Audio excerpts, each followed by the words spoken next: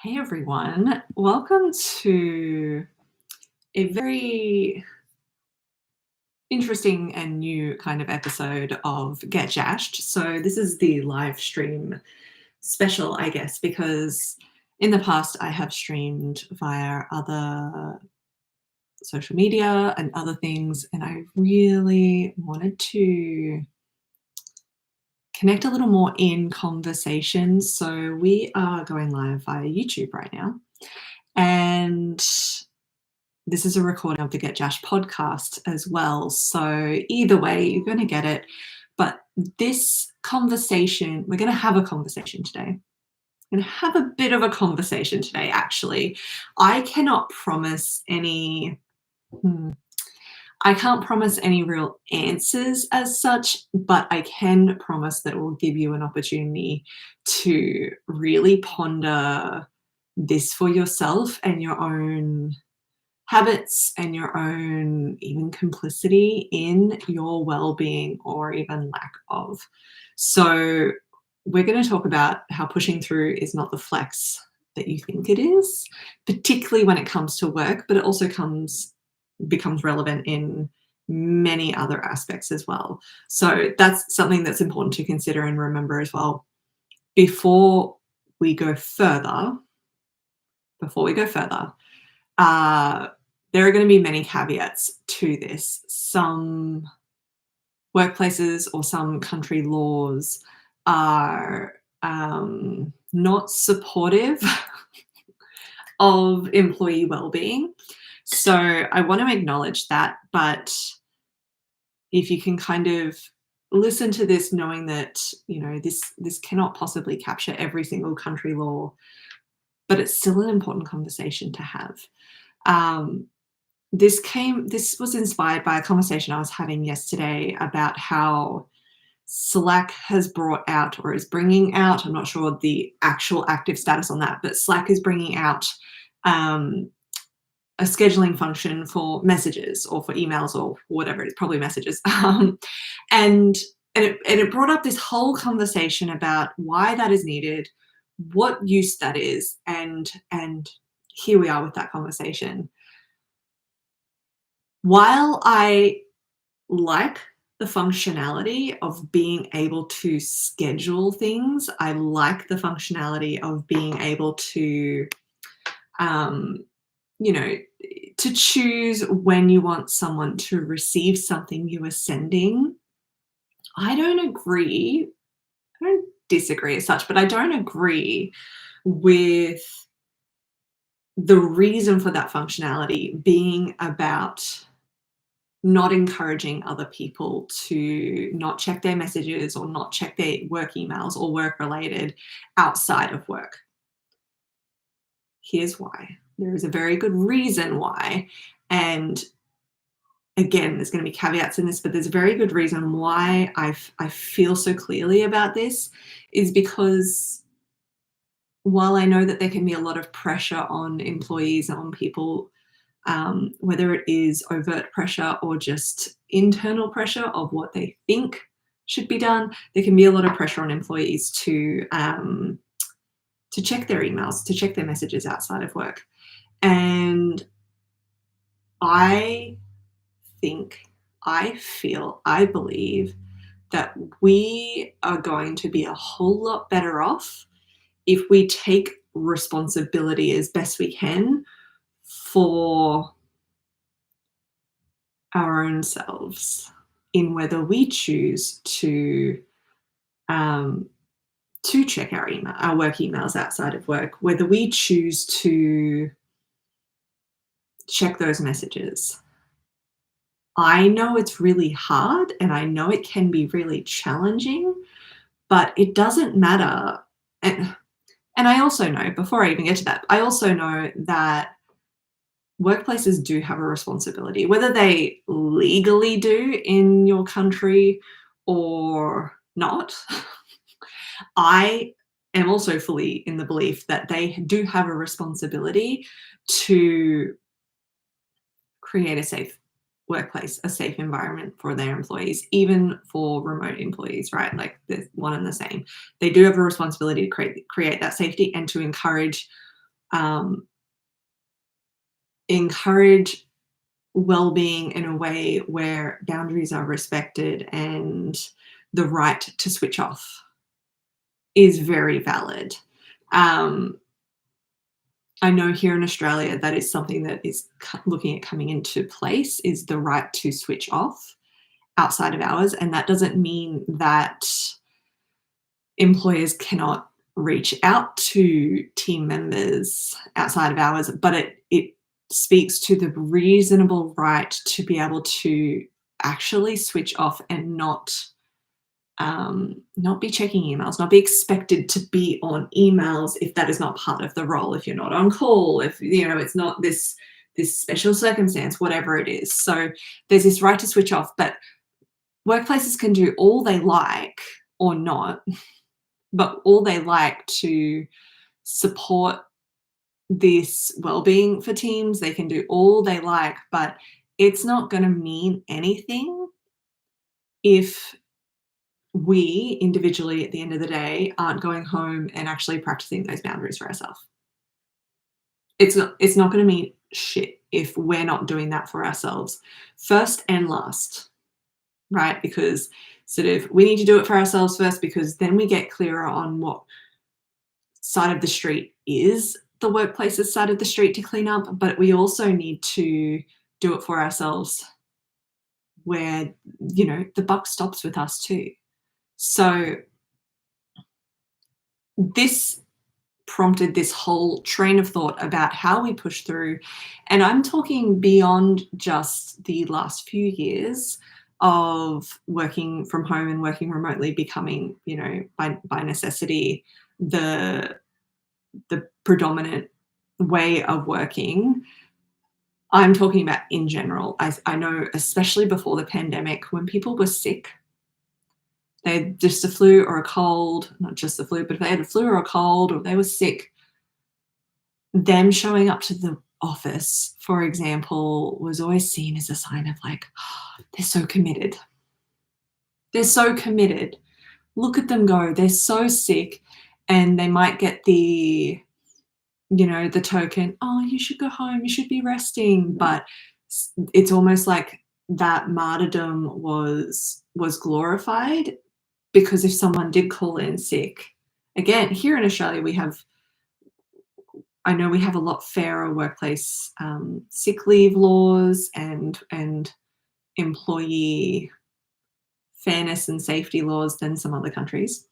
But if someone did call in sick because they were sick, it felt, in my experience, but also in the experience of a lot of people that I've spoken to, a lot of clients that I've worked with, it felt like there was a whole burden of proof required.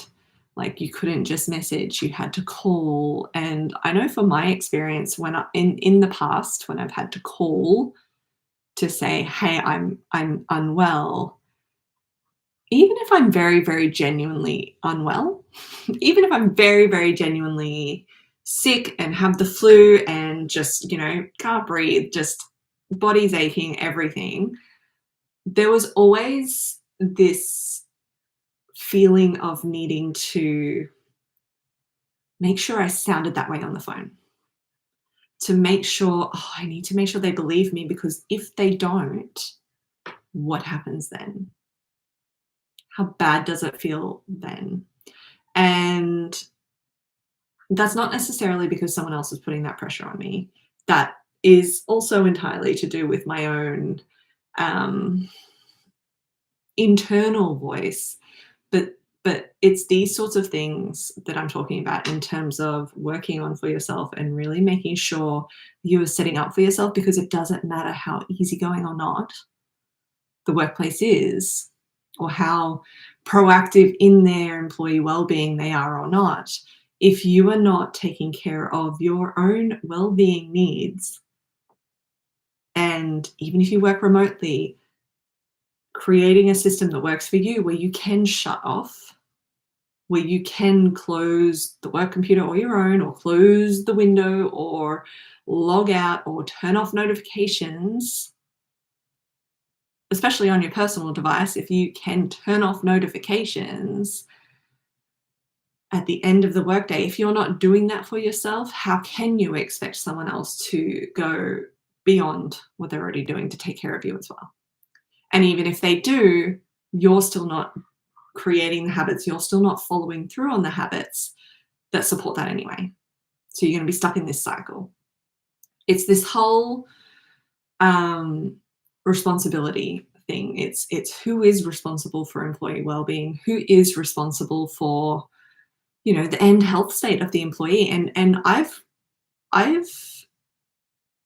gone into a lot of organizations as a facilitator and talking about stress management, talking about nervous system regulation, talking about all the things that I share and I teach, and showing, like, taking them through these practices, these things, these tools, this whole toolkit that they could use. And it's been very frustrating sometimes because you can kind of just see that the organization itself may not have the processes set up, so you could just kind of like fighting fires rather than addressing the real issue, right? So it's responsibility is on both sides because that's the reality of it. We no longer, thank God, we no longer live in the world where employees can just expect team members to show up no matter the environment, no matter any of their own needs and how they work, because we all work differently, you know, and just get on with the job. Thank God we don't live in that world anymore, because while it seems like the most black and white and the easiest, it's also not the most effective. People are stressed as hell for whatever reason, whether it's got to do with work or not, whether it's got to do with the economy or their own personal lives or just being human and maintaining ourselves.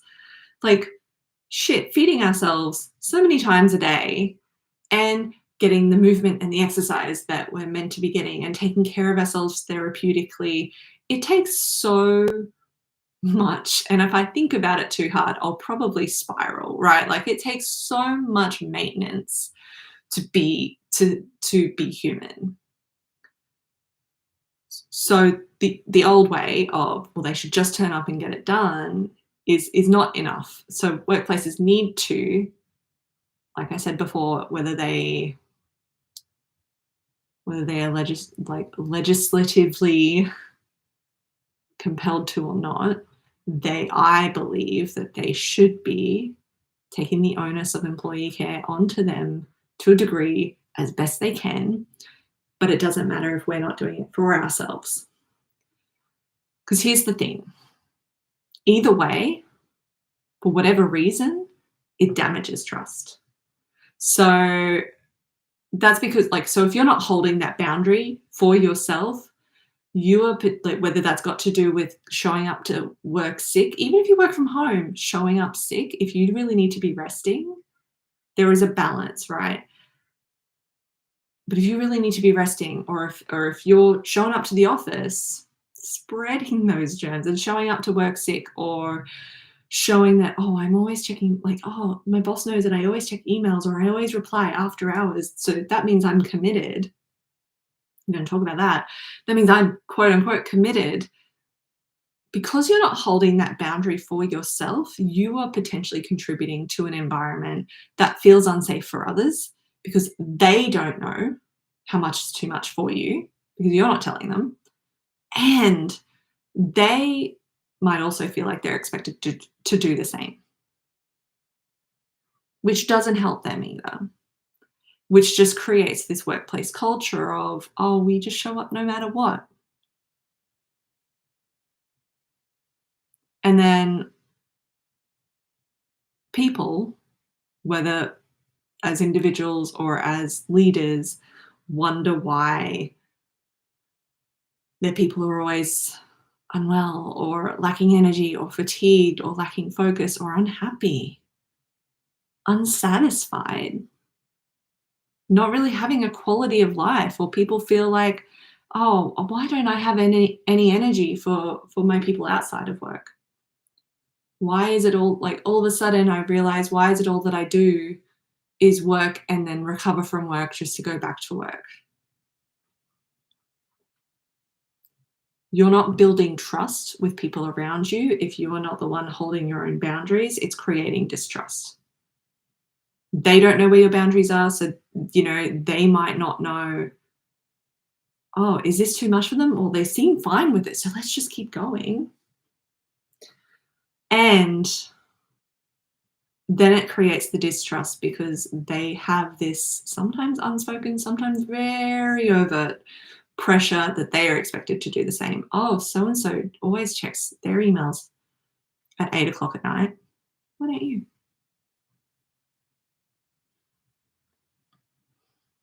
It's not what creates healthy workplace cultures. And again, this is not letting organizations off the hook completely at all, because they do have a big responsibility, and there's a lot that we could go into that. And it depends on the size of the organization, it depends on the everything, right? But who creates the culture? If not the people involved in the culture? Who creates the culture if not the people who are there, the people who participate just by being workers there, by being employees there? Who creates the culture if not them?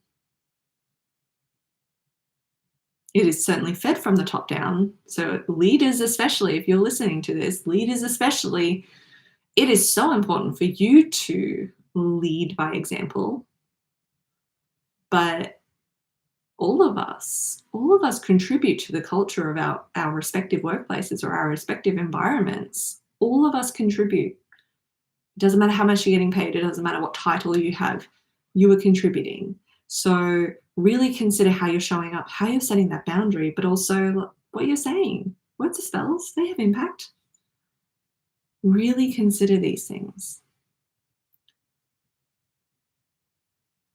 So to get a few little stats in here, just to bring it home, just to bring the reality of it. Um, Work-related email use during non-work hours has been found to have a negative relationship with psychological detachment. So there's a study around that, where it means that we are unable to psychologically detach. But it's also then hypothesized that when we constantly keep up our work-related email use during those non-work hours, not only are we not able to psychologically detach, but it's also making it harder for us to switch tasks. When studies also show that switching tasks is a productivity no-no, to use a non-flaggable word, it is a productivity hell pit. This whole idea of multitasking, and if multitasking to you is watching TV while you're cooking dinner, or while you're folding the clothes, or while you're doing something light, that's not really anything that's too dangerous, right? It could be something that just feels nice and easy, and lets you switch off to a degree. But when it comes to work, if we're not like if we're trying to do everything all at once, and then for an extended time outside of our work hours, we are perpetuating this issue that already exists of switching between tasks, and then becoming worse at task switching. And some of us um, just have brains that don't function well with task switching. So there is that. And then there is this negative relationship with psychological detachment that we aren't helping by continually perpetuating it, right? So where we could be sitting there, it could be a Friday night or a Saturday night if we're talking about the traditional work week, right? It could be a Saturday night, we're out to dinner with friends, we're out to dinner with our partner, and it impacts our relationships, whatever the kind of relationships, if we're just sitting there distracted, unable to detach from the thought of work. Even if we love what we do, even if we love our jobs or our vocations or our businesses or our whatever it is so much healthier for us to be able to detach from that from time to time. It is so much healthier for us to practice being in that breathing space where we get to be present, because we know that presence, especially as far as mindfulness goes, but just presence leads to a better quality of life. Um, Presence and not being distracted by thoughts of what might happen or what did happen or what could have happened actually helps us feel better, to say the least. It helps us to feel more satisfied with what's going on. It helps us to feel better about our lives and what we're doing. So I said this is going to be a conversation, a discussion around how, if you think it's a flex to push through an illness, I'm about to sneeze. If you think it's a flex to push through an illness, or to be the one who's always replying after hours when it's not an emergency, right? I know different uh, vocations are going to determine the different needs for this, right? But even then, figure out a system for yourself. Figure out a system where you can make it work for you, because it is not the flex that we think it is. It's not the flex that we've been taught that it is. And I think we know this, but then and I'd say the royal we, right? Because there's some people and some businesses and some leaders who are doing this really, really well, really, really well. But we, the royal we,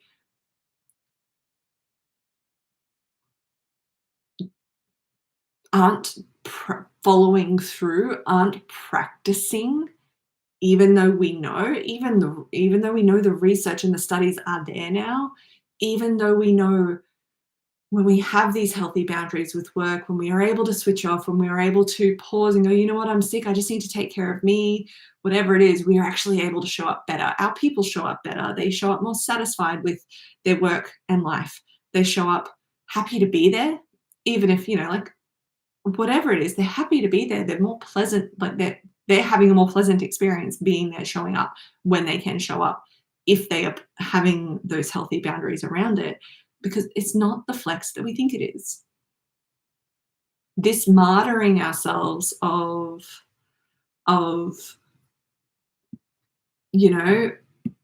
this martyring ourselves of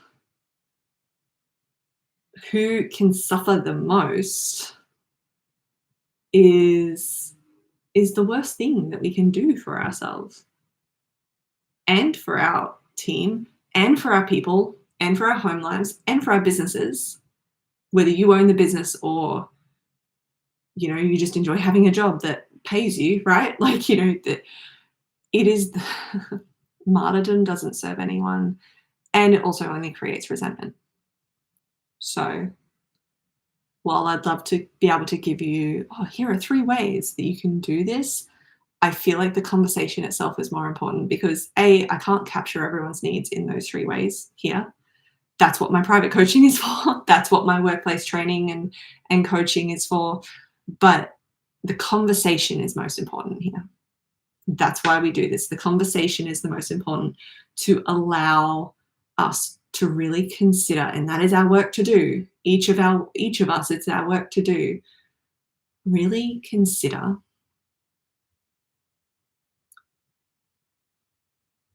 how and if and how you are playing a complicit role in perpetuating this old version of culture for yourself or for everyone that you work with. And it's a bit of a reality check. It's asking you to actually reflect inwards and go, how am I participating in this? How am I? And I say this not without guilt or the worry or the concern. often, right? It's not without that. If I set a boundary where I know that I'm still going to show up and do what's required, but that might be from my own space, right? Because for neurodivergent reasons and just also just energy hygiene, it works better for me. I feel better for it. There are still moments for me of a little bit of guilt or worry or concern, but I've also allowed myself to experience enough, just enough. I've allowed myself to experience the difference, and now I can't unlearn that. And I also know that the quality of my output, the quality of my demeanor, being around me, everything is better off for it. So really reflect on that for yourself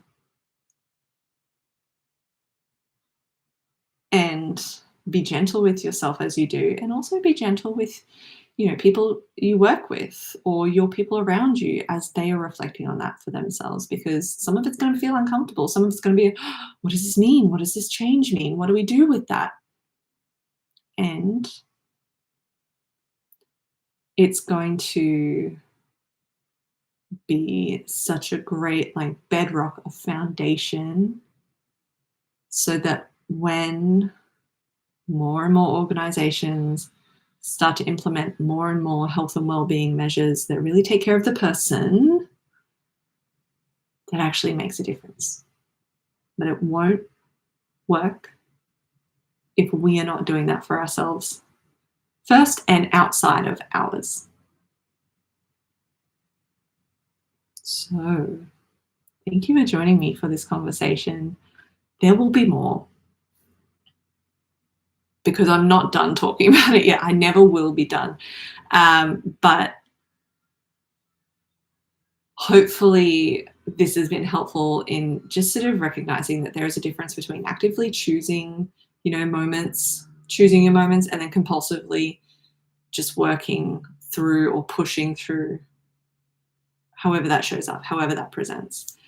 Um, I'd love to hear thoughts. I'd love to hear what has come out of this for you as you have explored this for yourself and just pondered this. And I know it can be really easy to be like, yeah, but my organization isn't doing enough here. And that could be very true. Lead by example, even there. I know that there's a lot of um, issues and systemic things that could be dealt with. But again, here's what's in your circle of control and what you can start with, because if you're starting with that, then you better know where to go from there, or better where to go from there, just in case that wasn't clear. So thank you so much.